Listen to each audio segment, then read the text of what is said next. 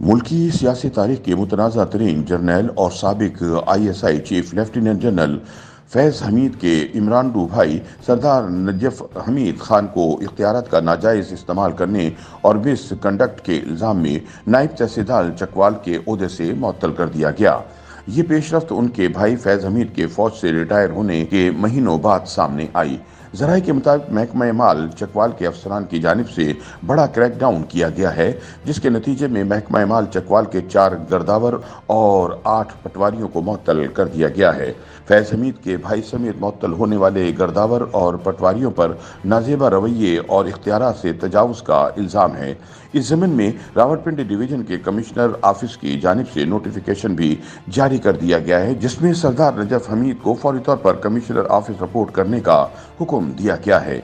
ख्याल रहे कि सरदार नजफ हमीद खान जनरल रिटायर्ड फैज़ हमीद के भाई होने के साथ साथ पाकिस्तान तहरीक इंसाफ के मेंबर और सरगर्म रहनुमा भी हैं।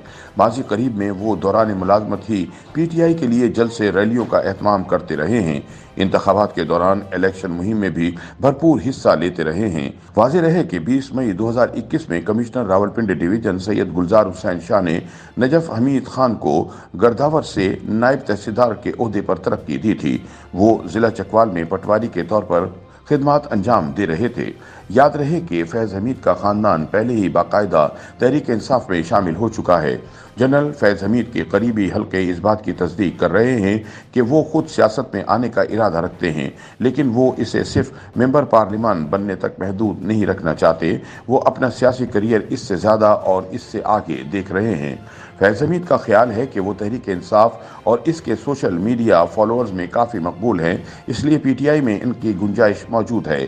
वैसे भी इमरान खान की जमात को 2018 के धांधली ज़दा इलेक्शन के ज़रिए इक़्तिदार तक पहुँचाने में फैज़ हमीद का किरदार नुमायां रहा, इसलिए इनके करीबी ज़राए के मुताबिक इमरान खान की मुमकिना नाअहली के बाद फैज़ हमीद खुद को तहरीक इंसाफ की मुतबादिल क़यादत के तौर पर देखते हैं।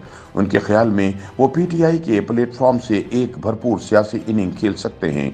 याद रहे कि फैज़ हमीद अभी 60 बरस के भी नहीं हुए हैं, इसलिए एक भरपूर सियासी इनिंग खेलने के लिए इनके पास काफ़ी वक्त मौजूद है।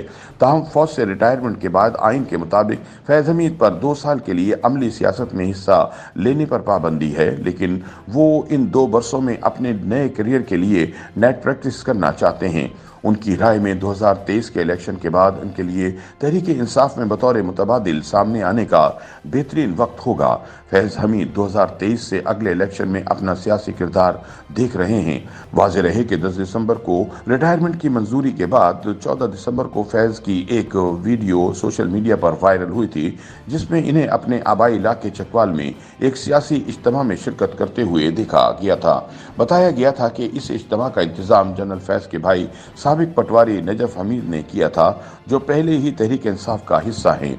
याद रहे कि फैज़ हमीद ने जनरल आसिम मुनीर के आर्मी चीफ का चार्ज संभालने से कबल ही रिटायर हो जाने का फैसला किया था। जनरल बाजवा ने अपनी सर्विस के आखिरी दिन इनकी रिटायरमेंट की मंजूरी दी। बादअज़ां वज़ीर आज़म शहबाज शरीफ ने भी इनकी रिटायरमेंट ओके कर दी। इस तरह 10 दिसंबर को लेफ्टिनेंट जनरल रिटायर फैज़ हमीद का फौज में आखिरी दिन था और वो अब रिटायर होकर घर जा चुके हैं।